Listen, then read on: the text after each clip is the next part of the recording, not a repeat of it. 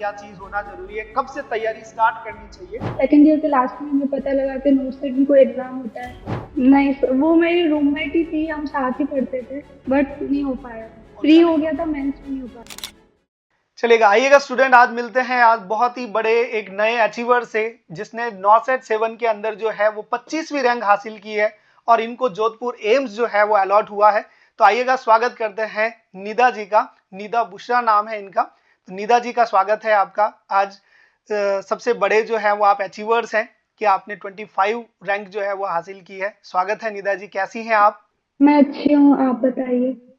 मैं अच्छा हूँ, ठीक है। आपको बहुत बहुत बधाई, लख लख बधाइयाँ आपको, ठीक है। बहुत ही थैंक अच्छी यू। कैटेगरी आपने जो है वो अचीव की है। बहुत ही अच्छा लग रहा है आपसे मिलके कि आपने जो है वो 25 रैंक हासिल की है और एम्स जोधपुर आपको अलॉट हुआ है, ठीक है। सभी जी लगता है ऐसे सभी एम्स के अंदर जो है वो एम्स जोधपुर सबसे ज्यादा डिमांडिंग पे रहता है और आपको जी वो सर। अचीव हुआ है। तो आपसे ज्यादा मुझे खुशी हो रही है कि मतलब जोधपुर एम्स में आप जो है वो आ रहे हैं। Thank you sir. आप बताइएगा अपनी जर्नी के बारे में, कैसे रही आपकी नर्सिंग की जर्नी, ठीक है। कैसे आपने नर्सिंग में एडमिशन लिया? सर मैं 19 बैच से हूँ। मैंने आरएचएस कॉलेज जयपुर से नर्सिंग अपनी कंप्लीट की है। इसी ईयर मेरा कंप्लीट हुआ ग्रेजुएशन। बहुत बढ़िया, ये तो सोने पे सुहागा है। मतलब जैसे ही पास आउट हुए हैं वैसे ही सिलेक्शन हो गया है, तो आपको ज्यादा स्ट्रगल करना नहीं पड़ा। जी सर। मेरा जुलाई जून में कंप्लीट हुआ था फोर्थ ईयर। प्रैक्टिकल से जी, मैं फ्री हुई थी आई थिंक 15 जून के आसपास। फिर उसी टाइम से मैंने प्रिपरेशन स्टार्ट की। आई थिंक 2.5 मंथ मैंने प्रिपेयर किया, then I got selected. Very good, बहुत बढ़िया अचीवमेंट रहा आपका। मतलब आपने शुरू से ही तैयारी करना स्टार्ट कर लिया था या फिर आपने नर्सिंग के बाद में जो है वो कंपटीशन का तैयारी करना स्टार्ट किया? मैं यूनिवर्सिटी के लिए तो पढ़ती थी, मैं खुद के नोट्स बनाती थी, बुक्स पढ़ती थी, फर्स्ट ईयर से जी, मैंने किया था। बट यूनिवर्सिटी की तरफ फोकस ज्यादा था मेरा। यूनिवर्सिटी एग्जाम्स के लिए मैं ज्यादा पढ़ती थी। लास्ट में जब मैंने फोर्थ ईयर के एग्जाम के बाद इसके लिए प्रिपेयर किया था, उसी के बाद क्वेश्चंस किए थे और कोचिंग से पढ़ा था। अच्छा। तो आपने जो है वो तैयारी यूनिवर्सिटी की ज्यादा तैयारी की है और फिर उसके बाद में मुझे लग नॉर्सेट का नाम आपने कब सुना कि नॉर्सेट का ऐसा पेपर होता है और इस तरह के क्वेश्चंस आते हैं ये सभी? एक्चुअली हमारा सेकंड बैच ही था हमारी कॉलेज में, हमसे सीनियर्स एक ही बैच था, तो हमें इतनी नॉलेज नहीं थी कॉम्पिटिटिव एग्जाम के बारे में, नोटसेट भी कुछ होता है। तो स्टार्टिंग से इतना गाइडेंस नहीं मिला था। फिर सीनियर से जब प्रिपरेशन स्टार्ट की तो तब हमें पता लगा, आई थिंक सेकंड ईयर के लास्ट में हमें पता लगा कि नोटसेट भी कोई एग्जाम होता है। उसके लिए भी हमें पढ़ना है। पहले यही था कि बीएससी नर्सिंग करनी है, देन एमएससी नर्सिंग करनी होगी हमें। ओके। सेकेंड ईयर के लास्ट सेकेंड ईयर के लास्ट में पता लगा कि हाँ नो से भी कोई एग्जाम लगता है एम्स के लिए। फिर थोड़ा सोचा तो थर्ड ईयर के लास्ट में फिर कोचिंग का भी सोचा। पहले ये था कि हाँ सिर्फ चल रहा था, पढ़ रहे थे, बट इतना फोकस नहीं थे नोट्स की तरफ। जी, तो फिर आपने सेकेंड ईयर से आपको पता चला और उस हिसाब से आपने तैयारी करना स्टार्ट किया। तो ऑब्जेक्टिव जी क्वेश्चन सर। देखे आपने? आपका जो सिलेबस है उससे कितना बेनिफिट मिला? जो पैटर्न आपका यूनिवर्सिटी का पैटर्न था और जो नॉर्सेट का पैटर्न है उसमें कुछ सिमिलरिटीज लगी आपको? हाँ, क्योंकि मुझे लगता है मेरा ज्यादा फोकस यूनिवर्सिटी की तरफ था, फिर भी मैं सेलेक्ट हुई, तो मुझे आई थिंक लगता है सिलेबस तो एक ही है, हमें पढ़ना एक ही है। द मेन थिंग इज हमारे जो कॉन्सेप्ट्स होते हैं वो अच्छे बिल्डअप होने चाहिए, जो बेसिक्स है वो क्लियर होना चाहिए। तो आई थिंक अगर हम फर्स्ट ईयर से अच्छे से पढ़ रहे हैं, चाहे वो यूनिवर्सिटी के लिए पढ़ो या इसके लिए, अगर हमारे कॉन्सेप्ट क्लियर है तो आई थिंक ज्यादा डिफरेंस नहीं है। बिल्कुल, आपने बिल्कुल सही बात कही है कि अगर फर्स्ट ईयर से फोर्थ ईयर तक सिलेबस को एकदम अच्छे से किया जाए और उसके साथ में जो है वो जी आप सर। कंपटीशन का थोड़ा नॉलेज रखते हैं तो पेपर जो है वो आसानी से निकल सकता है। आपको बेरोजगारी का सामना नहीं करना पड़ेगा। यही कहना चाह रही है आप कि जी सर। बिल्कुल जो first year, second year, third year, fourth year के सिलेबस को अगर अपन तैयारी अच्छे से कर लें तो दो फायदे हो जाएंगे, दोहरा फायदा होगा। हाँ। एक तो कंपटीशन में सेलेक्ट हो जाएंगे अगर एग्जाम हुआ तो, और दूसरा अगर परसेंटेज वाइज वैकेंसी आई तो अच्छे परसेंटेज बन जाएंगे, तो वो परसेंटेज वाइज में सिलेक्शन हो जाएगा। भाई अगर राजस्थान में आप इंटरेस्टेड जी हैं, सर। अगर मैं राजस्थान कॉलेज में गवर्नमेंट भी की। मैं जी बताएं। कॉलेज में भी first year second year third year में मैंने टॉप किया है यूनिवर्सिटी। बहुत बढ़िया, बहुत बढ़िया। यूनिवर्सिटी टॉप किया आपने, गोल्ड मेडलिस्ट हैं आप। फर्स्ट ना first year second year third year में टॉपर थी, बट लास्ट ईयर में कुछ प्रॉब्लम्स की वजह से नहीं कर पाई, रैंक ओके, नीचे चली गई थी। तो लास्ट ईयर में तो आपने जो है वो पूरा सोने का जो है मुकुट ही उठा लिया, सेलेक्ट हो लिए, पूरे जोधपुर एम्स मिल गया आपको। आई थिंक टाइम डीमोटिवेट होके ही मुझे इसके लिए मोटिवेशन मिला था कि थोड़ी अच्छी से तैयारी करनी है, तो क्योंकि एक जिंदगी में ड्रीम थोड़ा था कि हाँ डिमोटिवेशन भी तीन होना चार चाहिए, ऐसा अच्छा। लग रहा हाँ जी। है। मतलब आपने फोर्थ ईयर में अगर आप टॉप किया करते अगर, तो इतना मोटिवेशन नहीं मिलता आपको, जितना थोड़ा पीछे रहे तो आपको जो हाँ है वो मैं एक भी। किक मिला है वहां से कि कुछ करना चाहिए। हाँ ठीक है, जी जिन्होंने सर। फोर्थ ईयर टॉप किया वो सीट ले पाए हैं नॉर्सेट के अंदर? नहीं सर, वो मेरी रूममेट ही थी, हम साथ ही पढ़ते थे, बट नहीं हो पाया उनका। फ्री उनका हो नहीं हो गया था, पाया। मेंस में नहीं हो पाया। तो आप घर पे रह के ही पढ़े हैं या फिर हॉस्टल रह के पढ़े हैं? नहीं, मैं हॉस्टल ही थी फर्स्ट ईयर। तो आप बेसिकली कहाँ से बिलोंग करते हैं? मैं जैतारण पाली डिस्ट्रिक्ट से बिलोंग करती हूँ। अच्छा, जैतारण पाली डिस्ट्रिक्ट से बिलोंग करते हैं। ओके, तो आपने जयपुर पाली। ही रह के पढ़ाई की है हॉस्टल के अंदर। तो आपकी इस सफलता के अंदर जो घर वालों का कितना सपोर्ट रहा कि मेरी सफलता में सबसे ज्यादा घर में जो है वो ये मेंबर ने मुझे बहुत सपोर्ट किया है? मम्मी ने। मम्मी ने। मतलब कभी कभी ऐसा लगा होगा तैयारी करते हुए कि आज पढ़ाई का मन नहीं कर रहा है, तो सीधा मम्मी को ही फोन करते थे कि आज पढ़ाई में मन नहीं कर रहा है? जी सर, मम्मी ने बहुत सपोर्ट किया, एक उन्हीं की वजह से आज मैं हूँ इस जगह पे। तो सबसे पहले अगर यूनिवर्सिटी का भी रिजल्ट आया या फिर आपका नॉर्सेट का रिजल्ट आया तो आपने सबसे पहले कॉल किसको किया? घर पे ही करती थी, मम्मी और पापा को। ओके, क्या करते हैं आपके फादर, क्या करते हैं? फादर बिजनेसमैन है, ऑटोमोबाइल की शॉप है उनकी। तो आप मम्मी से बहुत ज्यादा क्लोज हैं या फादर से ज्यादा क्लोज हैं? नहीं, मम्मी से। मम्मी से ज्यादा क्लोज है। ओके, तो आपकी स्कूलिंग कहाँ से हुई है? जैतारण से ही की है आपने स्कूलिंग? हाँ, स्कूलिंग जयतारण से ही की थी, 12th में मैंने कोचिंग ली थी। चलिएगा, तो फिर जी। नीट में जो है वो आपका सिलेक्शन नहीं हुआ, कितने का डिफरेंसेस रहे आपके? नहीं, मतलब सिर्फ मैंने 12th में ही नीट का एक बार एग्जाम दिया था, फिर मैंने बीएससी एकेडमी ज्वाइन कर लिया था, फिर मैं कोचिंग नहीं की थी। 12th में नहीं हो पाया, 11th मेरी वीक थी क्योंकि स्कूलिंग की थी। आप प्राइवेट स्कूल से हाँ, पढ़े फिर हैं या 12th में। सरकारी स्कूल से पढ़े हैं? नहीं, प्राइवेट स्कूल। ठीक है, तो आपको ऐसा तो नहीं था, आपके ऊपर भूत तो सवार नहीं था कि नीट क्लियर करना ही है, नर्सिंग वर्सिंग नहीं करना है, ऐसा तो नहीं था? नहीं, आई थिंक ऐसा है, उस टाइम थोड़ी गाइडेंस सही नहीं थी या मोटिवेशन इतना नहीं था, तो मैंने किया नहीं, एक साल ही ट्राई किया। सिर्फ 12th में मैंने दिया था, फिर मैंने बीएससी एकेडमी ज्वाइन कर लिया। देन जी। नेक्स्ट ईयर मैंने बीएससी नर्सिंग के लिए एग्जाम दिया था। तो अभी क्या लग रहा है, आप ने जो है वो एक मुकाम हासिल कर लिया है, ठीक है? या फिर नर्सिंग करते हुए आपको लगा कि मेरे को एमबीबीएस करनी चाहिए थी, नर्सिंग मेरे लिए नहीं है, या नर्सिंग मेरे लिए जो है वो सबसे अच्छी है? नहीं सर, कहीं ना कहीं मुझे ऐसा लगता है कि मैंने इतने एफर्ट्स दिए नहीं 12th के टाइम में भी, मैं कर सकती थी, बट उस टाइम इतना फोकस नहीं थी या कुछ था, तो मैं कर नहीं पाई थी। तो ऐसा कभी नहीं लगा कि हाँ एमबीबीएस, हाँ होता ही एमबीबीएस करना था, बट उस टाइम मैंने इतना था नहीं कि मैंने इतनी अच्छे से पढ़ाई की कि हाँ मैं निकल जाऊँ। प्रॉपर गाइडेंस आपको अगर मिलती तो शायद आप जो है वो नीट क्लियर कर पाते। मैं भी सर, मैं भी एक बार और कोचिंग ज्वाइन करती या कुछ होता तो मैं निकाल सकती थी। ओके, तो स्कूल जब आपने किया तो स्कूल में भी आप टॉपर थे या फिर एवरेज स्टूडेंट रहे हैं? तो मैं टॉपर ही थी स्टार्टिंग से। अच्छा, टॉपर ही थे आप, तो जी सर। हर जगह जो है वो आप सोने का स्पून लेके ही पैदा हुए हैं। चलिएगा, ये आपकी मेहनत थी कि आपने ये जो है वो मुकाम हासिल किया है, हर जगह पे आप टॉप रहे हैं और आगे भी आपने जो टॉपर की जो क्वालिटी है उसको बरकरार रखा है, उस किंग वाले ताज को जो है वो बरकरार रखा हुआ है। तो बहुत अच्छा लगा आपसे कि हर जगह जो है वो आपने टॉप ही किए हैं। ठीक है, किसी चीज को कंसिस्टेंसी बना के रखना जो है ना वो जरूरी है, राइट? अपन कहते हैं ना जी कि सर। मेरी। तो मेन चीज है कंसिस्टेंसी होना बहुत जरूरी है। देखो, लोग एक मुकाम तक पहुंच जाते हैं पर उसके बाद में उस मुकाम को हासिल रखना, हर बार उसको मेंटेन रखना बहुत जरूरी होता है, और आपने बिल्कुल ये 12th में भी मेंटेन रखा, आपने first year, second year, third year, fourth year तक भी मेंटेन रखा और आज आपको एक अच्छी जॉब मिली है। ठीक है, तो आपके जो है वो सपने पूरे होंगे इस जॉब के साथ में।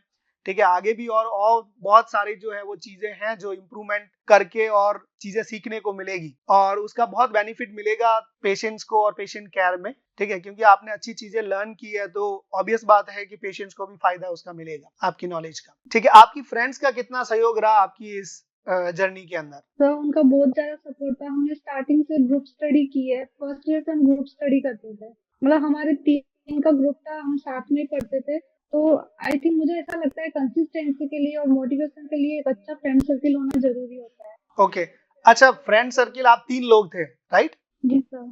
3 लोग मिलके पढ़ाई कर रहे थे, उसमें से सबसे कोई ऐसा नहीं था कोई मस्तीखोर फ्रेंड जो आप पढ़ाई करो और वो उंगली करने वाला, क्या पढ़ाई कर रहा है, चल सोते हैं ना, आज तो आराम करेंगे, आज तो संडे है, एंजॉय करते हैं? नहीं सर, हमने ग्रुप ही ऐसा चुना था जैसे हम तीनों एक दूसरे को मोटिवेट करते थे कि पढ़ना है। हम लाइब्रेरी भी साथ में जाते थे और मतलब हमने सबने साथ में पढ़ा है। डिस्कशन का कितना रोल रहता है? आप क्या अपना विचार रखती हैं डिस्कशन के बारे में कि अगर एक टॉपिक मैंने पढ़ा, जैसे हम 3 लोग क्लासमेट हैं, अगर एक टॉपिक मैंने पढ़ा, एक टॉपिक मेरे फ्रेंड ने पढ़ा, दूसरे ने एक टॉपिक पढ़ा, और फिर आप ऐसे शेयरिंग करते थे कि आज मैंने जो है वो एमआई पढ़ा है तो मैं आपसे सवाल पूछ लूं और उसके जवाब आप दें, नहीं आए तो फिर उसको डिस्कशन करते हैं, तो इसी तरह पढ़ते जी थे सर, या हम फिर ऐसे ही सब करते थे। अपना अपना पढ़ते थे? तो यूनिवर्सिटी हम लोग कॉलेज टाइम में तो हमने यही किया है, हम पर्टिकुलर टॉपिक डिस्ट्रीब्यूट करते थे कि ये टॉपिक के नोट्स तू बनाएगा या तू बनाएगी। फिर उसको हम एक दूसरे को एक्सप्लेन कर देते थे, तो 2 बार रिवाइज हो जाता था, एक नोट्स बनाते वक्त और दूसरा जब हम उसको समझा रहे। तो इससे क्या थोड़ा रिकॉल होने में इजी रहता था और याद रहता था लॉन्ग टाइम तक। कभी फ्रेंड फ्रेंड में जेलेसी नहीं हुई कि नोट्स तो अपन सभी बना रहे हैं पर ये फर्स्ट आ जाती है और मैं सेकंड आती हूँ, ऐसा? तो ऐसा इतना तो नहीं हुआ, बट ह्यूमन टेंडेंसी है तो थोड़ा बहुत हो जाता है, बट इतना नहीं। ओके।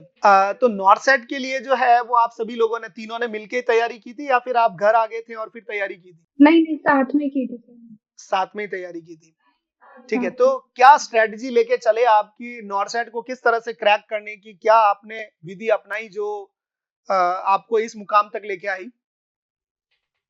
तो आई थिंक हमारे पास 2.5 मंथ था आफ्टर हमारे कॉलेज के एग्जाम्स के बाद में। जी। हाँ, हमने जुलाई से स्टार्ट किया था प्रिपेयर करना, तो हमारा मेन फोकस था कि जो पर्टिकुलर जो मेन सब्जेक्ट्स है उन पे हमारा। तो हमने सबसे पहले एमएसएन से स्टार्ट किया था। जी। हमने पहले एमएसएन, फंडा, पीडिया, साइकेट्रिक और ओबीजी, इन पांचों सब्जेक्ट्स को पहले अच्छे से पढ़ा, इनको रिवाइज किया थोरोली। इन पांचों पे हमारा मेन फोकस था। फिर जो छोटे छोटे सब्जेक्ट्स थे उनको हमने इतना नहीं टाइम नहीं दिया क्योंकि हमारे पास मेन टाइम भी नहीं था। जी। तो हमारा पहले ये था कि टाइम हमारे पास बहुत कम है, मे भी हमारा नहीं हो, तो जितना हम कर सके उसको बेटर करना है। ऐसे नहीं कि सारे सब्जेक्ट्स को एक साथ लेके चलना है। हमने पर्टिकुलर सिर्फ 5 सब्जेक्ट्स पे ही फोकस रखा था, उनको अच्छे से किया और उन्हें ही पढ़ के हमने प्री दिया। बाकी जो थी हमारी प्रीवियस जो भी नॉलेज था हमने उसी को यूज किया। इन 5 सब्जेक्ट को हम पढ़ के गए थे और प्री हमने दिया था। ओके। तो सवाल की प्रैक्टिस वगैरह की थी आपने या फिर सिर्फ थ्योरी थ्योरी पढ़ के गए थे? नहीं सर, ये इन 2.5 महीने में मैंने क्वेश्चन भी किए थे।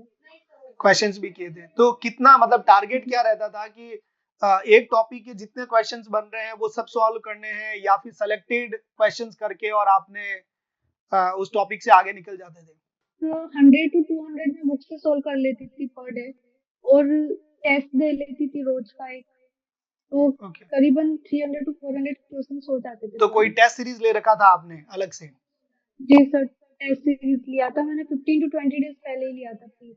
तो जो आपने प्री में तैयारी की तो लोगों ने जो है वो, आपको पता ही है कि सिलेबस जब आ जाता है तो लोग कहते हैं कि सिनेरियो बेस्ड सवाल आएंगे, क्लिनिकल बेस्ड क्वेश्चंस आएंगे, तो इन सवालों ने आपको कितना परेशान किया एग्जाम से पहले कि कहाँ से पढ़ें, कैसे करें उसको? प्री तक तो हमने कर लिया था। एक्चुअली मैंने कभी एनक्लेक्स का इतना मेन ज्यादा रखा नहीं था। सब बोलते हैं एनक्लेक्स पढ़ना है क्योंकि scenario based clinical based question ज्यादा पूछते हैं जी। नॉर्सेट में। तो मुझे वही डर था कि मेरी इतनी प्रैक्टिस नहीं हो पाई थी टाइम की वजह से। तो प्री तो हमारा हो गया, फिर मेंस में हमने एंकलेट सोल्व करना स्टार्ट किया। हमने कहा अब सिनेरियो बेस्ड क्वेश्चन आ सकते हैं, सिंगल लाइनर तो आएंगे नहीं। तो जी। हमने थ्योरी के साथ साथ इसको भी इंक्लूड किया, एंकलेट्स को सोल्व करना। तो 60% में थ्योरी पढ़ती थी, 40% में एंकलेट्स से सोल्व करती थी क्वेश्चन। बट जब लास्ट में जाके पेपर देखा तो scenario based clinical based question बहुत ही कम थे, जी। सिर्फ तो सिंगल लाइनर क्वेश्चन थे। आपको पूरा बेनिफिट मिला उसका? हाँ, सिंगल सिंगल लाइनर क्वेश्चन आए और बेनिफिट। सिंगल लाइनर आपके अच्छे थे तो आपको पूरा बेनिफिट मिला उसका। अच्छा, क्लिनिकल ड्यूटीज का कितना फायदा मिला आपको इस सफलता के अंदर? सर आई थिंक मुझे जो इमेज बेस्ड क्वेश्चंस आए थे उसमें बहुत ज्यादा हेल्प हुई। जैसे मैंने वहाँ पे क्वेश्चंस देखे तो एक इमेज बन रही थी कि हाँ मैंने ये एसएनसीयू में देखा है, ये मैंने बोर्ड में देखा है, जो इमेजेस आई थी उस पेपर में। तो मुझे लगता है ड्यूटीज भी कहीं ना कहीं हेल्प करती है अच्छा, प्रिपरेशन में। मेन चीज ये है कि अगर आपकी हॉस्पिटल ड्यूटीज लगती है प्रॉपर और आपको कॉलेज के अंदर सारे प्रोसीजर बताए जाते हैं, और अगर जैसे कॉलेज में बताते हैं उसकी वीडियोस अवेलेबल करवाए जाएं, ठीक है, तो वो कितना हेल्पफुल आप मानती हैं कि वो सब चीजें आपके लिए हेल्पफुल होती है या स्टूडेंट के लिए हेल्पफुल रहती है? तो जो प्रैक्टिकल नॉलेज होता है वो ज्यादा याद रहता है, उसको कैप्चर जल्दी किया जाता है। तो मुझे लगता है जो प्रैक्टिकल नॉलेज और वीडियो बेस्ड जो पढ़ाई होगी, एजुकेशन होगी, वो ज्यादा बेटर रहेगी, है ना, बजाय सिर्फ हम थ्योरी पढ़ रहे हैं। क्योंकि इसको याद करना और मेमोराइज करना बहुत टिपिकल हो जाता है। जो हम किसी चीज को देखते हैं तो वो जल्दी याद हो जाती है। जैसे मेंस में कुछ क्वेश्चंस आए थे जो इमेज बेस्ड थे, तो मुझे उसी से याद आ रहे थे कि मैंने हाँ ये देखा है, ये मैंने प्रोसीजर देखा है हॉस्पिटल में। तो थोड़ा लॉजिकली सोच के और आंसर दिया जा सकता है, रट्टा लगाने की जरूरत नहीं होती है कुल मिला के। जी सर, जी सर। तो नेक्स्ट मैं आपसे ये पूछना चाहूंगा कि आप फोर्थ ईयर के स्टूडेंट जो हैं या थर्ड ईयर के स्टूडेंट्स हैं, वो अगर नॉर्सेट की तैयारी कर रहे हैं तो उनको आप क्या गाइड करना चाहेंगी, क्या चीज बोलना चाहेंगी कि वो किस तरह से तैयारी करें और आपकी तरह वो भी एक अच्छी रैंक के साथ में सेलेक्ट हो? मेन फर्स्ट थिंग होती है सर कंसिस्टेंसी एंड प्लानिंग। अगर हम पढ़ रहे हैं तो एक तो कंसिस्ट मेरे लिए बहुत काम आया है कंसिस्टेंसी और प्लानिंग। मैं ऐसे करती थी कि जो भी पर डे सुबह प्लानिंग करती थी कि आज के दिन मुझे क्या करना है, ये मुझे टॉपिक कंप्लीट। और ये होता है कि पर्टिकुलर मेरा ऐसा होता था कि एक टाइम पे एक सब्जेक्ट ही पढ़ना होता है। कोई करता है कि ये सब्जेक्ट भी पढ़ लिया, ये सब्जेक्ट भी पढ़ लिया, और जितना लिमिटेड सोर्स हो सके उतना रखना होता है। मैंने 2-3 कोचिंग से पढ़ा है, बट जो कोचिंग के मुझे सब्जेक्ट अच्छे लगे वहां से मैंने वो सब्जेक्ट किया है। ये नहीं कि इस कोचिंग से भी पढ़ लिया, इधर से भी पढ़ लिया, ये भी पढ़ लिया। लिमिटेड रिसोर्सेज होनी चाहिए हमारे पास में। और मेन होता है रिवीजन। जितना अच्छा हमारा रिवीजन होगा उतने हमारे जो भी कॉन्सेप्ट होंगे वो अच्छे होंगे। मतलब बिल्कुल एक ही चीज को आपको भरोसा होना चाहिए, बिलीव होना चाहिए कि ये ही एक जो है मैटर है वो मेरे को सेलेक्ट करवा सकता है। तो ट्रस्ट होना जरूरी है जी किसी सर। एक चीज को, ऑथेंटिक जो भी बुक आपने रेफर की है या फिर जो भी किसी के नोट्स थे उसको रेफर किया है, तो उसी के ऊपर आपको जो है वो आगे चलना है। और जी मेन चीज है प्रैक्टिस, कि प्रैक्टिस करना बहुत जरूरी है। तो दो चीजें आपने इंक्लूड की आपकी इसके अंदर की, एक तो एक ही सोर्स जो है वो ऑथेंटिक सोर्स है उसको आप फॉलो करें, दूसरा क्वेश्चन की प्रैक्टिस करें और कंसिस्टेंसी के साथ करें, राइट? कंसिस्टेंसी। चलिए, अच्छा मेरे को एक बताइएगा, आपने जैसे ही प्लान किया कि आज मेरे को जो है वो ये टॉपिक पढ़ना है या फिर ये सिस्टम आज कंप्लीट करना है, तो ऐसा काफी बार हुआ होगा ना कि दोस्त आ गए और वो चीज पूरी नहीं हुई। प्लानिंग हर बार तो पूरी नहीं होती है। जैसे मैं तो कोई प्लान करता हूँ कि आज ये टॉपिक पूरा कर लेंगे या आज मैं इन इन चीजों की रिकॉर्डिंग्स कर लूंगा टॉपिक्स की, और वो नहीं हो पाती है। ठीक है, तो ऐसा आपके साथ में भी हुआ होगा कि आपने प्लान किया और वो नहीं हुआ, तो आप क्या फेस करती थी, क्या चीज लगता था कि क्या करूं मैं अब? हाँ सर, लास्ट में ऐसा होता था कि कुछ मतलब मेरा ऐसा रहता था कि कुछ पूरे दिन में कुछ प्रोडक्टिव करना है। अगर मैं कितना भी पढ़ूँ, हाँ ऐसा होना चाहिए कम पढ़ा है बट थोड़ी कंसिस्टेंसी होनी चाहिए कि हाँ अगर पढ़ा है तो 2 घंटे डेली पढ़ना है। तो कुछ मतलब पर डे में कुछ प्रोडक्टिव होना चाहिए मुझसे। तो अगर वो नहीं भी होता था, बट मैं ऐसा ट्राई करती थी कि कम से कम 50% या 60% उसको कवर कर पाऊँ। अच्छा, बस हाँ ये सेटिस्फेक्शन हो जाए लास्ट में आके कि कुछ प्रोडक्टिव हुआ है आज, टाइम वेस्ट नहीं गया पूरा। ओके, तो मतलब आपने अगर प्लान किया जैसे 5 घंटे पढ़ना है और आपने 3 घंटे भी पढ़ लिया, तो प्रोडक्टिविटी तो हुई है, आज तो कुछ न कुछ तो नया किया है अपन ने। तो जी सर। अच्छा, कभी 1-2 दिन पढ़ाई नहीं हुई है और ऐसा डिप्रेशन में कभी गए हैं कि आज 2 दिन से पढ़ाई नहीं हुई है, अब आगे पता नहीं क्या ही होगा मेरा? हाँ सर, ऐसा तो होता था। फिर उस समय क्या करते थे, मतलब क्या सोर्स क्या रहता था कि ऐसा एकदम दिमाग खराब हो जाता भैया अब पता नहीं क्या ही होगा? तो उस समय क्या गाने वाने सुनने वही हैं तो या मम्मी को कॉल करके बोलते थे फ्रेंड मम्मी आज तो पढ़ाई नहीं हुई? फ्रेंड फ्रेंड्स के साथ डिस्कस करना सर, ये फ्रेंड्स के साथ। ओके, तो फ्रेंड्स होना बहुत जरूरी है। ठीक है, वही आपको जी डिप्रेशन सर। से बाहर निकाल सकते हैं। कुछ चीज है तो फ्रेंड बोलते हैं ना, जस्ट चिल यार, कोई नहीं, आज पढ़ाई नहीं हुई कल कर लेंगे। जी सर, पढ़ाई के साथ एंजॉयमेंट भी जरूरी होता है। बिल्कुल, इंटरटेनमेंट होना जरूरी है। एकदम इतना पढ़ाई करोगे तो सॉफ्टवेयर जो है वो उड़ जाएगा, राइट? सॉफ्टवेयर को जी उड़ाना नहीं है ना, बीच में रिलैक्सेशन मिलना भी चाहिए।